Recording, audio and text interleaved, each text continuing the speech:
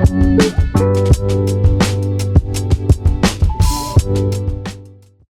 alaikum warahmatullahi wabarakatuh.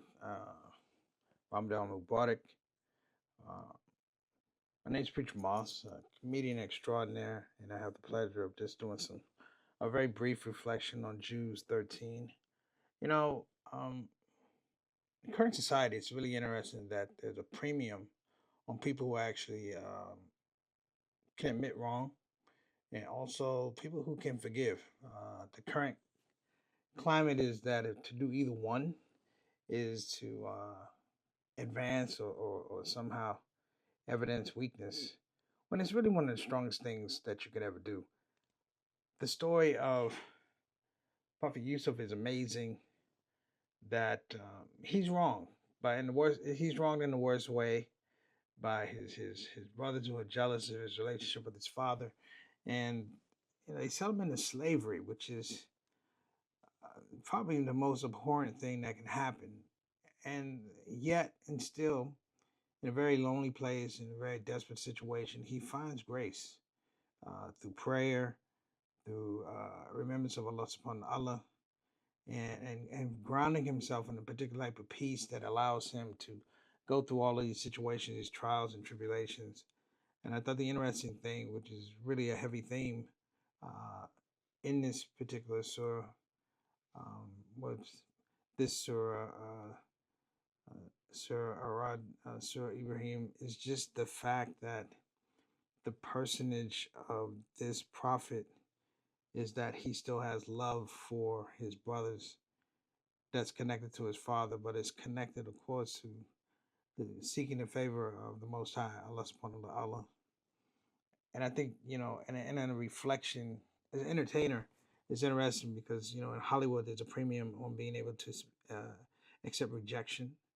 But one of the things that doesn't happen is sincere forgiveness for sins, the sincere forgiveness for wrongdoing, because it's always chalked up as it's part of the game that you just have to roll with it, that people will do you wrong. And if you're lucky, you'll get to a point in your life, you'll be powerful enough where you could do somebody else wrong, which is a very dystopian view of entertainment.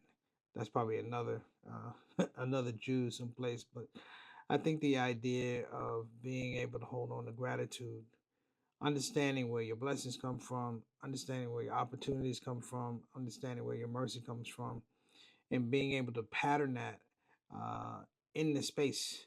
We say forgiveness to the forgiver, al Ghafur, is the highest level of human emotion and spiritual connection because you're doing it out of a space where one, there's nothing that says you get a reward for it. That's number one. And number two, you may not change the heart of the person who you're forgiving, but it increases your heart and your relationship to Allah subhanahu wa ta'ala, which is probably one of the best things that we could even talk about, you know, gratitude and just understanding the nature and the greatness of Allah subhanahu wa ta'ala.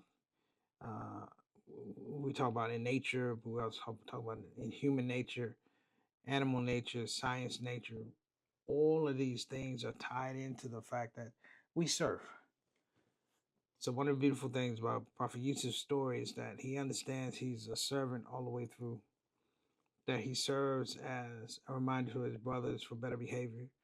He serves as a reminder to his father about the love and the blessing of being a son. He serves in the space of being a high ranking space in Egypt, which really underscores the fact that as a slave, he's been appreciated that much, that his status has been heightened, lifted to such a level that people begin to look at this man as something unique. And I would say this, and I may be remiss, but that type of behavior has a positive contagion. Let me say that again. That type of behavior has a very positive contagion. And what it does is it leads us, to trust in Allah.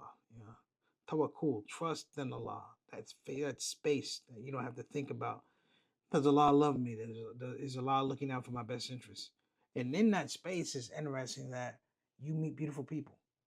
that you begin to attract beautiful people who have changed minds and changed hearts. And the interesting thing, and I'll end on this, inshallah, it's just the fact that that type of attitude, that type of devotion and connection to Allah subhanahu wa ta'ala, that leaning on prayer and salat and du'as and dhikr, it changes your environment. You begin to attract people who are like-minded. And I'd say this, and their behavior is such where there's a reduction of the need for forgiveness because people are doing the right things. They are aspiring towards the favor of their Lord, and that is truly a miracle. That's my reflection on Jews 13. Have a very, very blessed Ramadan. If I don't talk to you, Eid Mubarak. Assalamu alaikum wa rahmatullahi wa barakatuh. Preacher Moss.